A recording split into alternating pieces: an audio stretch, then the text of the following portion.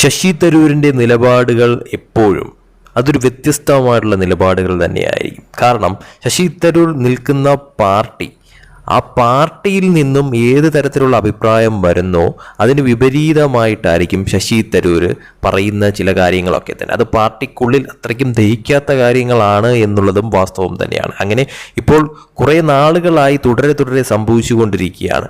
ഇപ്പോൾ ഇതാ നല്ല വൃത്തിക്ക് തന്നെ കോൺഗ്രസ്സുകാർക്ക് നല്ല വെടിപ്പിന് അണ്ണാക്കിൽ കൊടുത്തിരിക്കുകയാണ് ശശി തരൂർ വീണ്ടും എന്നുള്ളത് എടുത്തു പറയേണ്ട കാര്യം തന്നെയാണ്. അതായത് ഇന്നലെ വെടിനിർത്തൽ പ്രഖ്യാപനത്തിന് ശേഷം പലതരത്തിലുമുള്ള അഭിപ്രായങ്ങൾ പല രീതിയിൽ പുറത്തു വന്നിരുന്നു. കോൺഗ്രസിലെ ചിലരെങ്കിലും അതിനിടയിൽ കൂടി രാഷ്ട്രീയം കളിക്കാൻ നോക്കി എന്നുള്ളതും വാസ്തവം തന്നെയാണ്.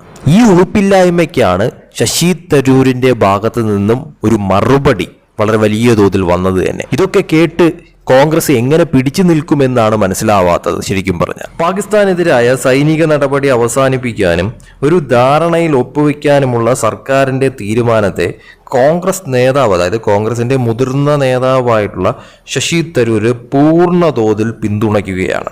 അതുമാത്രമല്ല, ഒരു നീണ്ട യുദ്ധത്തിൽ മുഴുവൻ രാജ്യത്തെയും അപകടത്തിലാക്കാൻ ഇന്ത്യ ഉദ്ദേശിക്കുന്നില്ലെന്നും വ്യക്തമായി പറഞ്ഞിരിക്കുന്ന ഒരു കാര്യം തന്നെയാണ്. അതുമാത്രമല്ല, ഇന്നലെ ഇന്ദിരാഗാന്ധിയുടെ ചില കാര്യങ്ങളൊക്കെ തന്നെ ചിലരൊക്കെ പല തരത്തിൽ പോസ്റ്റുകളായിട്ടും അല്ലാതെയും ഒക്കെ തന്നെ കോൺഗ്രസിലുള്ള ചിലർ പല തരത്തിൽ അത് വ്യാപിപ്പിക്കാൻ നോക്കിയിട്ടുണ്ടായിരുന്നു. അതിനും ഒരു ചുട്ട മറുപടിയാണ് ഇപ്പോൾ ശശി തരൂർ തുറന്നടിച്ച് പറഞ്ഞിരിക്കുന്ന കാര്യമെന്ന് പറയുന്നത്. അതായത് 1971 ഇന്ത്യ സൈനിക നടപടിയിലൂടെ പാകിസ്ഥാനെ രണ്ടായി വിഭജിച്ചപ്പോൾ 2025 ഉണ്ടായിരുന്നത് പോലെ അല്ല അന്നത്തെ സാഹചര്യമല്ല ഇന്നത്തെ സാഹചര്യം എന്നുള്ളതും ശശി തരൂർ വ്യക്തമായി പറഞ്ഞിരിക്കുക തന്നെയാണ്. അതുകൊണ്ട് തന്നെ ആ സാഹചര്യവും ഈ സാഹചര്യവും തമ്മിൽ താരതമ്യപ്പെടുത്തി പറയേണ്ട യാതൊരുവിധ ആവശ്യവുമില്ല എന്ന് തന്നെയാണ് ശശി തരൂർ തുറന്നടിച്ച് പറഞ്ഞിരിക്കുന്ന കാര്യമെന്ന് പറയുന്നത്. ഇത് കോൺഗ്രസിന് തന്നെ കിട്ടുന്ന 8ന്റെ പണി തന്നെയാണ്, അല്ലെങ്കിൽ നല്ല രീതിക്ക് തലക്കിട്ട് കൊട്ടുന്ന കണക്ക് തന്നെയാണ് ശശി തരൂർ ഈ ഒരു മറുപടി കൊടുത്തിരിക്കുന്നത് എന്നുള്ളത് വ്യക്തമാണ്. അത് മാത്രമല്ല പറഞ്ഞിരിക്കുന്നത്,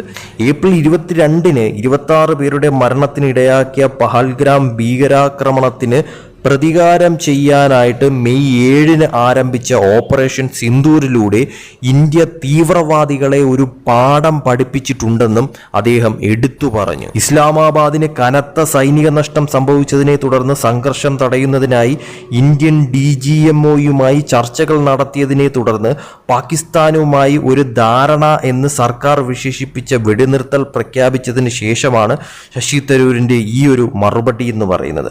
പാകിസ്ഥാൻ സൈനിക വ്യോമതാവളങ്ങൾക്ക് വലിയ നാശനഷ്ടങ്ങൾ വരുത്തിയതിന് ശേഷം വെടിനിർത്തലിന് സമ്മതിച്ചതിന് കേന്ദ്രത്തെ പ്രശംസിക്കുകയും അവരുടെ ആണവ പൊള്ളത്തരം വിളിച്ചു പറയുകയും ചെയ്ത കോൺഗ്രസ് MP കൂടിയായിട്ടുള്ള ശശി തരൂർ സംഘർഷം അനാവശ്യമായി നിയന്ത്രണം വിട്ടുപോകുകയാണ് എന്ന് പറഞ്ഞു.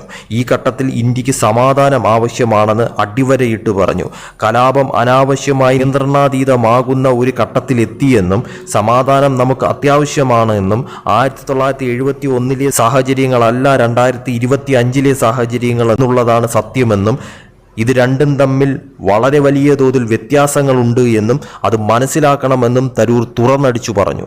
ഇന്ത്യയിലെ ജനങ്ങൾ സമാധാനം അർഹിക്കുന്നു എന്നും ഈ യുദ്ധം ആരംഭിച്ചതിന് ശേഷവും പാകിസ്ഥാനികളുടെ ഷെല്ലാക്രമണത്തിന് ശേഷവും എത്ര പേർക്ക് പ്രശ്നങ്ങൾ പറ്റിയെന്നും നമ്മളെപ്പോഴും യുദ്ധങ്ങൾ നിർത്തണമെന്ന് ഞാൻ പറയുന്നില്ല എന്നും അവ തുടരാൻ കാരണങ്ങൾ ഉള്ളപ്പോൾ നമ്മൾ തുടരണമെന്നും ഇത് ഞങ്ങൾ തുടരാൻ ഉദ്ദേശിച്ച ഒരു യുദ്ധമായിരുന്നില്ല എന്നും തീവ്രവാദികളെ ഒരു പാഠം പഠിപ്പിക്കുക എന്നതായിരുന്നു ഞങ്ങളുടെ ലക്ഷ്യമെന്നും ആ പാഠം പഠിപ്പിക്കപ്പെട്ടു എന്നും അദ്ദേഹം തുറന്നടിച്ചു പറഞ്ഞു. പഹൽഗാമിലെ ഭീകരതകൾ ചെയ്ത പ്രത്യേക വ്യക്തികളെ തിരിച്ചറിയാനും ട്രാക്ക് ചെയ്യാനും സർക്കാർ ശ്രമം തുടരുമെന്ന് എനിക്ക് ഉറപ്പുണ്ട് എന്നും കോൺഗ്രസ് നേതാവ് കൂട്ടിച്ചേർത്തിരിക്കുകയാണ്. ഇന്ത്യ വളർച്ചയിലും വികസനത്തിലും ശ്രദ്ധ കേന്ദ്രീകരിക്കണമെന്നും ഒരു നീണ്ട യുദ്ധത്തിൽ തളരരുതെന്നും അദ്ദേഹം തുറന്നടിച്ചു പറഞ്ഞിരിക്കുകയാണ്. പാകിസ്ഥാനുമായുള്ള ഈ പ്രത്യേക സംഘർഷത്തെ സംബന്ധിച്ചിടത്തോളം കൂടുതൽ ജീവൻ നഷ്ടപ്പെടാൻ ഒരു കാരണവുമില്ല എന്നും ഇന്ത്യൻ ജനതയുടെ ക്ഷേമത്തിലും സമൃദ്ധിയിലും നമ്മുടെ വളർച്ചയിലും വികസനത്തിലും പുരോഗതിയിലും നാം ശ്രദ്ധ കേന്ദ്രീകരിക്കേണ്ടതുണ്ട് എന്നും ഈ ഘട്ടത്തിൽ സമാധാനമാണ് ശരിയായ മാർഗമെന്ന് ഞാൻ കരുതുന്നു എന്നും നിരപരാധികളായ സാധാരണക്കാരെ കൊന്നൊടുക്കി ആരെയും രക്ഷപ്പെടാൻ അനുവദിക്കരുതെന്നും പക്ഷേ അതിനർത്ഥം മുഴുവൻ രാജ്യത്തെയും ഒരു നീണ്ട യുദ്ധത്തിലേക്ക് തള്ളിവിടണമെന്ന് അർത്ഥമാക്കുന്നില്ല എന്നും അദ്ദേഹം പറഞ്ഞു.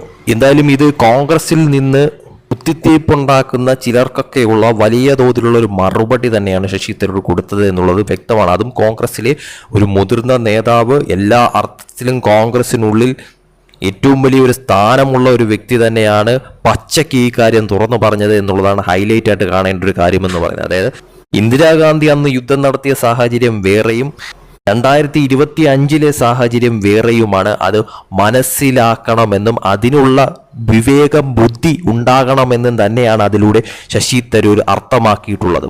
അതുമാത്രമല്ല 1971 സാഹചര്യമല്ല 2025 ഇന്ത്യക്കുള്ളത് എന്നുള്ളതും അദ്ദേഹം വ്യക്തമായി പറഞ്ഞിട്ടുള്ള ഒരു കാര്യം തന്നെയാണ്. ഇന്ത്യ ഇപ്പോൾ വികസിത രാജ്യമായി മാറിക്കൊണ്ടിരിക്കുകയാണ്. അതിനെ തടയിടാനായിട്ട് അല്ലെങ്കിൽ അതിനെ തകർക്കാനായിട്ട് അതിൽ അസൂയ പൂണ്ട പലരും ശ്രമിക്കുമെന്നുള്ളതും വ്യക്തമാണ്.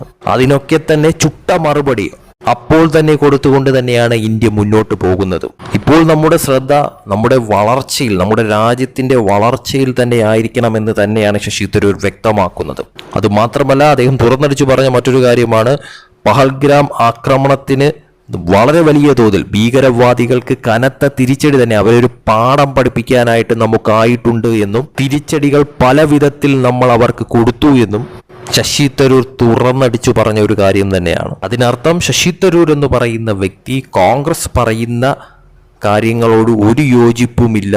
ശശി തരൂർ രാജ്യ താല്പര്യങ്ങൾക്കൊപ്പം അതോടൊപ്പം തന്നെ മോദിക്കൊപ്പം തന്നെയാണ് എന്ന് തെളിയിക്കുന്ന തരത്തിലുള്ള പ്രസ്താവന തന്നെയാണ് ശശി തരൂരിന്റെ ഭാഗത്ത് നിന്ന് വന്നത്. അതായത് മോദി എടുത്ത തീരുമാനം അല്ലെങ്കിൽ സർക്കാർ എടുത്ത തീരുമാനം അത് എന്തുകൊണ്ടും ശരിയാണ് എന്ന് 100% അടിവരയിട്ടുകൊണ്ട് തന്നെയാണ് ശശി തരൂർ പറഞ്ഞത്. ഇത് തീർച്ചയായിട്ടും കോൺഗ്രസിനെ സംബന്ധിച്ചിടത്തോളം 100% തിരിച്ചടിയായിട്ടുള്ള ഒരു കാര്യമാണെന്ന് സംശയമില്ല. കാരണം ശശി തരൂരിന്റെ ഈ ഒരു പ്രസ്താവന വലിയ തോതിൽ തന്നെയാണ് ചർച്ചയായി മാറിയത്. ദേശീയ മാധ്യമങ്ങളിൽ ഉൾപ്പെടെ കാര്യങ്ങൾ മനസ്സിലാക്കാതെ വിടുവായിത്തങ്ങൾ വിളിച്ചു പറയുന്ന കോൺഗ്രസിലെ ചില നേതാക്കൾക്കുള്ള കനത്ത പ്രഹരമാണ് ഇപ്പോൾ ശശി തരൂരിന്റെ ഭാഗത്തു നിന്ന് വന്ന ഈ ഒരു മറുപടി എന്ന് പറയുന്നത് തന്നെ.